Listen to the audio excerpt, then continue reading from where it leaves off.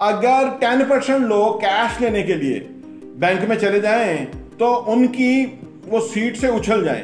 अभी तो 5 ट्रिलियन भी नहीं जाते ना, अभी तो शायद ½ ट्रिलियन भी नहीं जाते। इंश्योरेंस बुनियादी तौर पे रिस्क कवरेज की चीज है।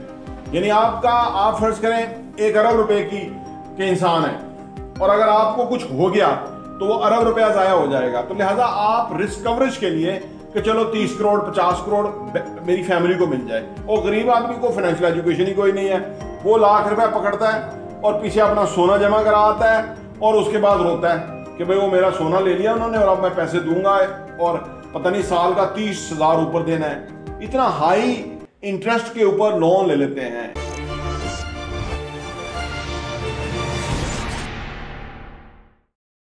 बिस्मिल्लाहिर्रहमानिर्रहीम, अस्सलाम वालेकुम रहमतुल्लाहि व बरकातहू। मेरा नाम अहमद अकील है। आप देख रहे हैं प्रॉपर्टी विजन टीवी। पाकिस्तान में फाइनेंशियल मैनेजमेंट का बहुत बड़ा फुकदान है। हर कोई पैसे कमाता है और हर कोई पैसे खर्च करता है, बट वो फाइनेंशियल एजुकेशन नहीं रखते, फाइनेंशियल मैनेजमेंट नहीं रखते, फाइनेंशियल लिटरेसी नहीं रखते। इसी चैनल के ऊपर हम आपको फाइनेंशियल लिटरेसी के लिए काम कर रहे हैं, क्योंकि अगर आपको फाइनेंशियल लिटरेसी आ गई यानी फाइनेंशियल एजुकेशन आपकी हो गई तो ये इस बात की गारंटी है कि आप सक्सेसफुल होंगे, फाइनेंशियली रिच होंगे। आपके बहुत ज़्यादा जो प्रॉब्लम है वो बहुत कम हो जाएंगे, मिनिमम हो जाएंगे और आपकी बिल्कुल एक डिफरेंट एजुकेशन हो जाएगी जो कि आपको रिक्वायर्ड है। बेशक आप कुछ भी करते हैं, कोई भी नौकरी है, किसी भी बड़े अफसर हैं, आर्मी में हैं, सिविल में, बाकी जगहों पे हैं, आपको फाइनेंशियल एजुकेशन रिक्वायर्ड है। ओवरसीज़ पाकिस्तानी हैं, छोटी सी रेडी लगाते हैं या बहुत बड़ी इंडस्ट्री के मालिक हैं, फाइनेंशियल लिटरेसी, फाइनेंशियल एजुकेशन आपको चाहिए। आज की वीडियो में कि फाइनेंशियल एजुकेशन के कौन कौन से मेन पॉइंट्स हैं जो कि आपको याद रखने हैं, ज़हन में रखने हैं, इससे आपको आने वाले टाइम में बहुत फ़ायदा होगा। नंबर 1 नुकता है जी, lack of understanding of financial products. ये फाइनेंशियल प्रोडक्ट्स क्या क्या हैं? इन्वेस्टमेंट है, इंश्योरेंस है, बैंकिंग सिस्टम किस तरह से काम करता है, ये तमाम चीज़ें फाइनेंशियल एजुकेशन का पार्ट है। जितनी जल्दी हो जाए उतनी जल्दी ये चीज़ें समझें। बैंकिंग क्या है, किस तरह से काम करती है। पाकिस्तान में कहा यह जाता है कि 100 ट्रिलियन रुपया पाकिस्तानियों का बैंकों में जमा है और बैंकों के पास जो रेडी कैश है वो सिर्फ 5 ट्रिलियन है। बाकी 95 ट्रिलियन कैश है ही नहीं। और वो अगर सोचें जितने लोग 5 ट्रिलियन जो पैसा है, अगर यानी 10% लोग यानी 100 ट्रिलियन रुपीस लोगों का जमा तो है उस बैंकों में, उस सॉफ्टवेयर के अंदर एप्लीकेशन जो उन्होंने बनाई हुई है, अगर 10% लोग कैश लेने के लिए बैंक में चले जाएं तो उनकी वो सीट से उछल जाएं। अभी तो 5 ट्रिलियन भी नहीं जाते ना, अभी तो शायद ½ ट्रिलियन भी नहीं जाते। तो बैंकिंग किस तरह से काम करती है?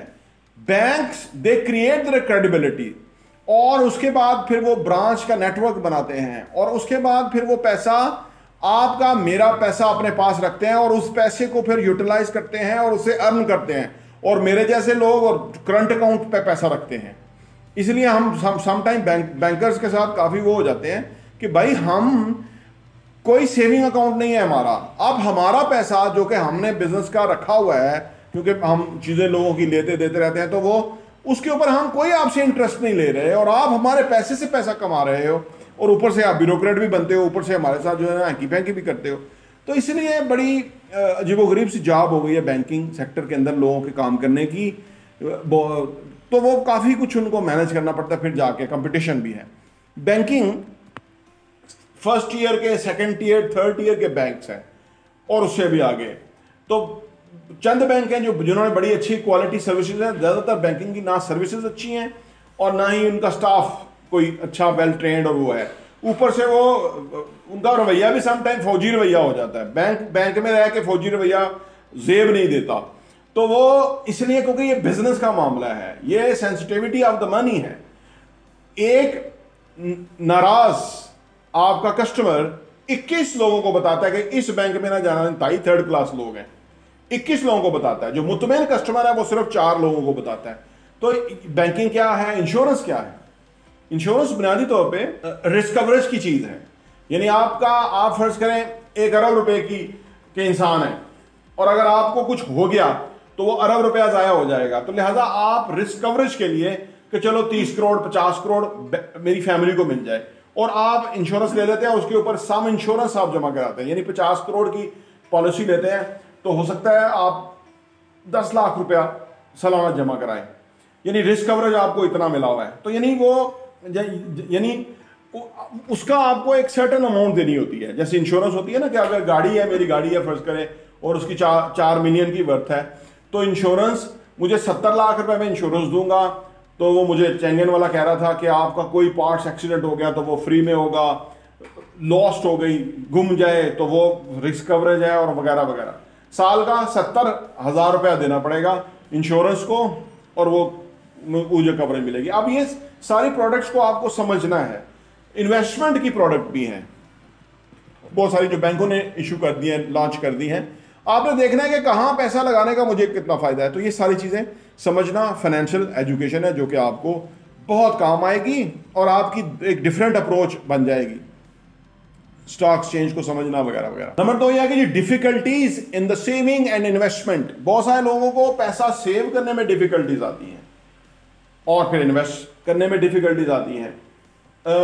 सेविंग में डिफिकल्टीज क्यों आती हैं कि फाइनेंशियल मैनेजमेंट नहीं है। हर चीज की मैनेजमेंट है ना, यानी डिसिप्लिन, फाइनेंशियल डिसिप्लिन नहीं है तो सेविंग नहीं होगी।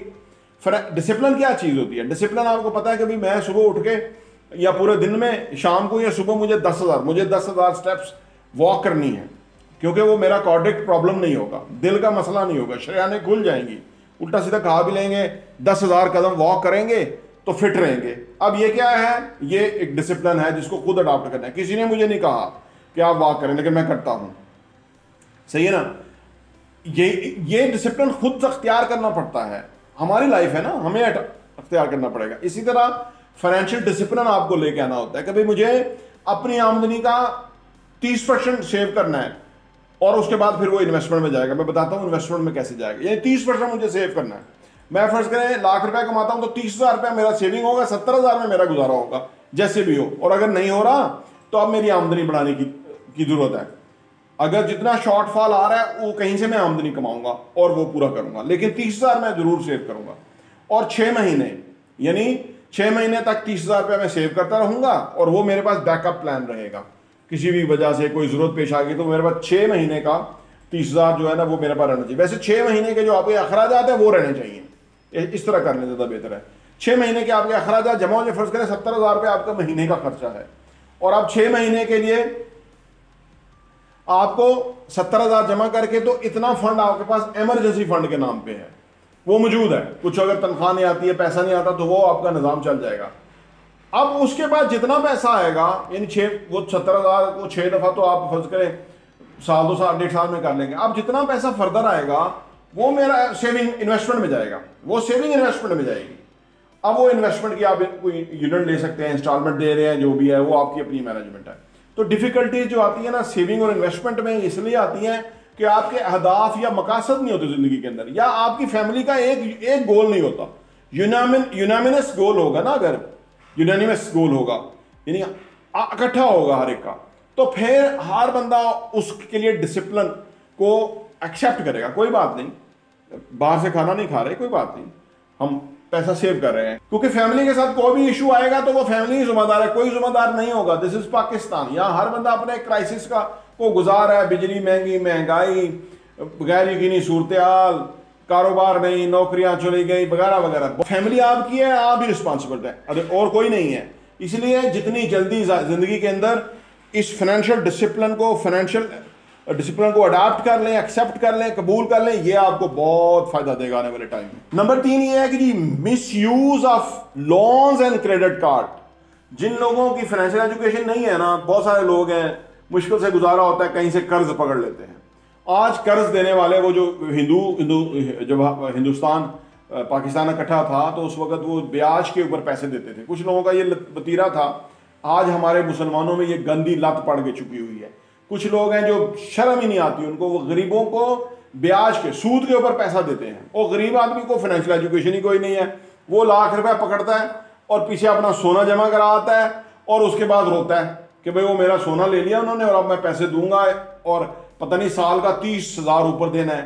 इतना हाई इंटरेस्ट के ऊपर लोन ले लेते हैं। इसी तरह क्रेडिट कार्ड है, क्रेडिट कार्ड भी 30-40% ये बैंक ले लेते हैं क्रेडिट कार्ड के ऊपर।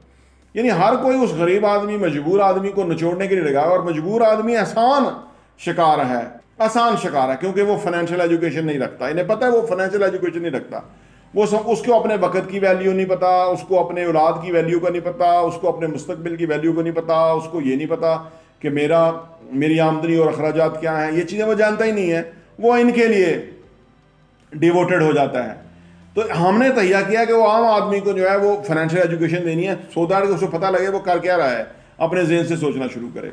तो ये लोग क्रेडिट कार्ड और कर्ज़ों का बेदरेग इस्तेमाल कर लेते हैं और उसके बाद ये बुरी तरह फंस जाते हैं, और फिर वो जो चंद लाख का कर्जा लिया था वो करोड़ों में पहुंच जाता है।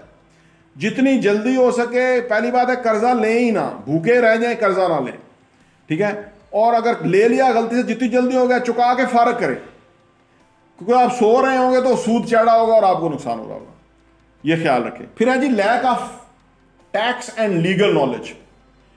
ये भी फाइनेंशियल एजुकेशन का हिस्सा है। आपको टैक्स का पता हो कि क्या टैक्स आप पे अप्लाई होता है, क्या नहीं होता, लीगल आपकी स्टेटस क्या है, आप इस मुल्क के शहरी हैं, आपके क्या हकूक व फ़राइज़ हैं, आपको कोई क्या जो है ना वो कैसे नुकसान पहुंचा सकता है, और आपकी क्या जिम्मेदारी है वो आपको अदा करनी है। जो आपके ज़ुम्मे वाजिब अदा है हुकूमत का, किसी प्रॉपर्टी का, किसी चीज़ का, उसको क्लियर करें, उसको अपने ऊपर बर्डन ना बनाएं, और लीगल अंडरस्टैंडिंग रखें। आजकल हर अंडरस्टैंडिंग लेना बहुत आसान है, ठीक है ना। टैक्स के मामलात को समझें।